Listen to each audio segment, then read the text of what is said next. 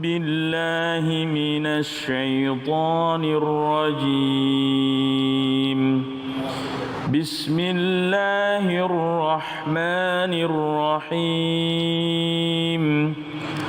ولا تحسبن الذين قتلوا في سبيل الله أمواتا بل أحياء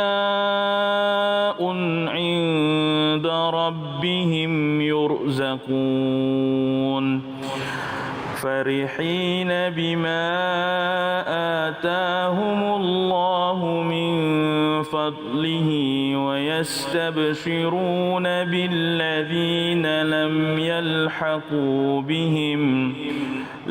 يلحقوا بهم من خلفهم ألا خوف عليهم ولا هم يحزنون يستبشرون بنعمة من الله وفضل وأن الله لا يضيع أجر المؤمنين صدق الله العظيم. Kembali lagi di Cahaya Hati Indonesia spesial mengenang Habibana Munzir Al-Musawwa. Tadi kita telah mendengarkan banyak sekali manaqib mengingatkan kita kembali kepada Habib Munzir Al-Musawwa, baik dari ayah angkat beliau, begitupun dari murid beliau. Dan saatnya kita dengarkan tausiah manaqib yang berhubungan dengan Habibana Munzir Al-Musawwa. InsyaAllah akan disampaikan oleh Al-Habib Muhsin bin Idris Al-Hamid dengan tema adab seorang murid dan menjadi seorang guru. Bismillahirrahmanirrahim. Salawatullah wa malaikatihi wa anbiya'i wa rasulihi wa jami' khalqihi ala Sayyidina Muhammad wa ala ali Sayyidina Muhammad. Rabbi israh li sadri wa yassir li amri wa hlul 'uqdatam min lisani yafqahu qawli. Assalamualaikum warahmatullahi wabarakatuh.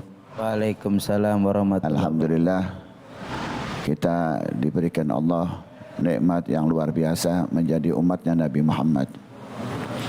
Kita juga diberi nikmat oleh Allah yang luar biasa. Setiap hari kita bisa menghadap kepada Allah dalam solat-solat kita, baik solat fardu maupun solat-solat sunnah. Alhamdulillah, kita juga diberi oleh Allah nikmat yang luar biasa, yang setiap saat kita diawasi oleh Allah, dijaga oleh Allah, dilindungi oleh Allah dari segala macam musibah. Dan selalu kita berada dalam keadaan terjaga karena nikmat kita sebagai umatnya Nabi Muhammad SAW. Para pemirsa yang dimuliakan oleh Allah, setiap manusia pasti berada dalam ujiannya Allah. Tidak ada seorang pun yang luput daripada ujian daripada Rabbul Alamin. Untuk itu manusia diuji untuk mendekat kepada Allah, untuk mengenal Allah, untuk memahami rahasia-rahasia ciptaannya Allah. Dan kita dalam keseharian kita melihat kepada diri kita masing-masing, melihat apa yang terjadi di sekitar kita. Semuanya itu adalah tanda-tanda bagaimana Allah mengenalkan dirinya, ayat-ayat Allah. Saya menyaksikan banyak daripada orang-orang yang soleh yang berdakwah. Beberapa yang saya perhatikan bagaimana mereka itu memperbaiki dirinya dulu. Orang itu tidak mungkin bisa menyampaikan apapun kecuali sebetulnya hakikatnya adalah memperbaiki dirinya dulu. Seorang yang terus-menerus merasa diawasi oleh Allah, rahasianya adalah dia seperti orang yang terus-menerus memperbaiki dirinya sendiri. Matanya, telinganya, lidahnya, jasadnya, semuanya. Ini adalah cara Allah untuk mengenalkan dirinya kita, dan caranya kita memperbaiki diri kita di rumah masing-masing.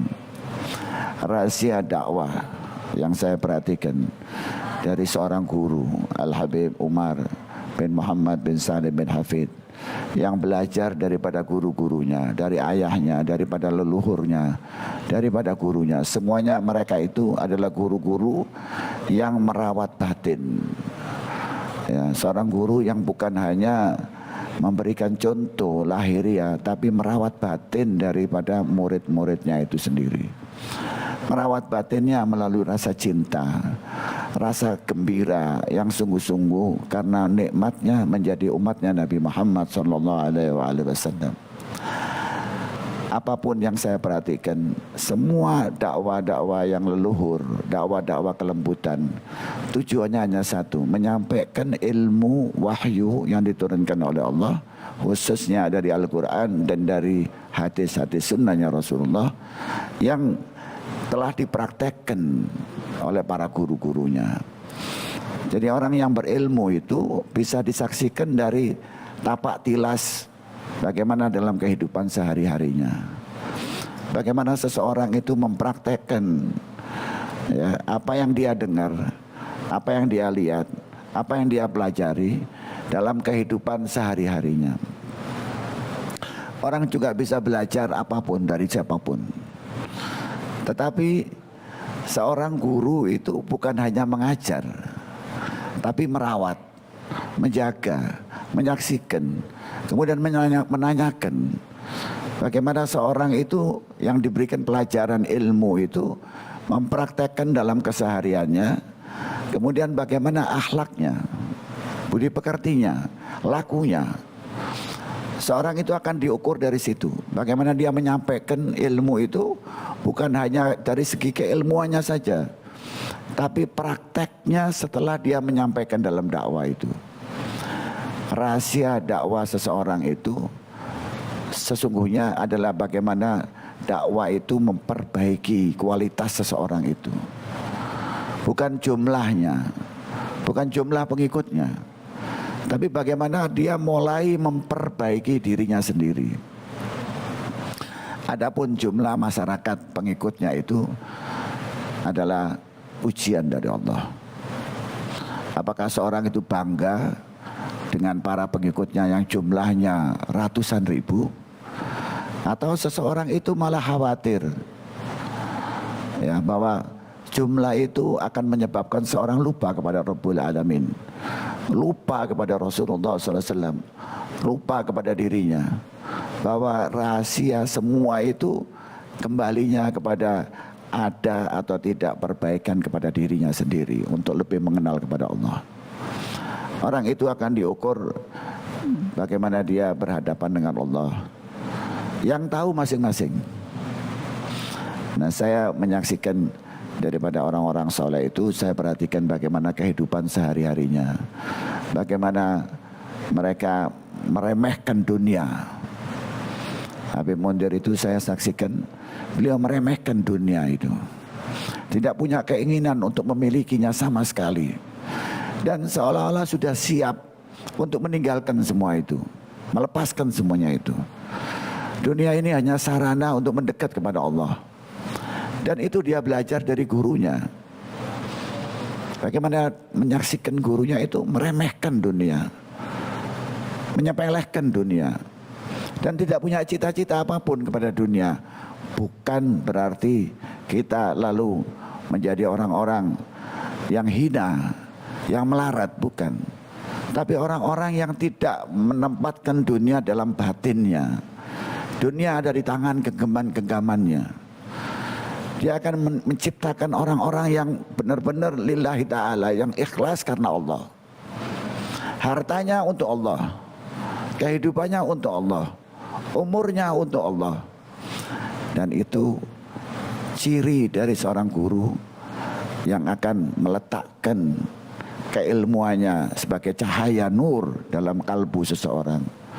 Dan itu yang saya saksikan, ilmu yang bersambung dari seorang guru kepada guru-gurunya. Dan itu semua karena keikhlasan lillahi ta'ala, karena Rabbul Alamin. Dia dicaci pun tidak merasa dicaci, dipuja pun tidak merasa dipuja. Tapi yang dia khawatir kalau dia bersalah kepada Rabbul Alamin. Dia khawatir kalau orang-orang itu memujanya karena sampai dia lupa bahwa dia ini adalah makhluk yang sama semuanya di hadapan Allah.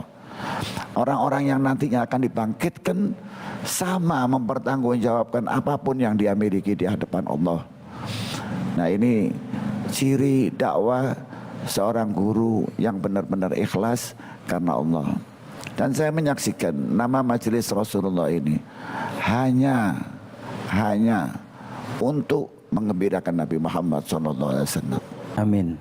Apapun yang dia pikirkan, bagaimana ilmu ini akan nyampe, dakwanya Nabi Muhammad nyampe di seluruh penjuru dunia. Amin, amin, amin. Hanya untuk mengenalkan kelembutan Rasulullah, akhlak nabawi. Dan itu akan menjadi cahaya dalam kehidupan seseorang. Alhamdulillah. Mudah-mudahan ini ada manfaatnya. Kita bisa meneladani seorang yang soleh, seorang yang ikhlas, orang-orang yang tidak mengikut, yang tidak ingin memiliki dunia dalam batinnya, tapi hanya dalam genggaman tangannya. Amin. Wabillahi taufiq wal hidayah. Assalamualaikum warahmatullahi wabarakatuh. Waalaikumsalam warahmatullahi wabarakatuh. Jazakallah Al-Habib Muhsin bin Idrus Al-Hamid, yang Masya Allah beliau banyak memberikan pelajaran buat kita semua. Bagaimana kata Rasulullah SAW, aksaruna syaduhul jannah bi khusnil khalqi. Nanti banyak umat Nabi Muhammad mereka akan masuk surga. Siapa mereka? Orang-orang yang ketika hidupnya dengan akhlak yang penuh dengan kemuliaan. Mudah-mudahan kita termasuk dijadikan umat-umat Rasulullah. Sesaat lagi kita akan lanjut pada segmen berikutnya. Jangan kemana-mana, tetap di Cahaya Hati spesial mengenang Habib Adam Muzir Al-Musawwa.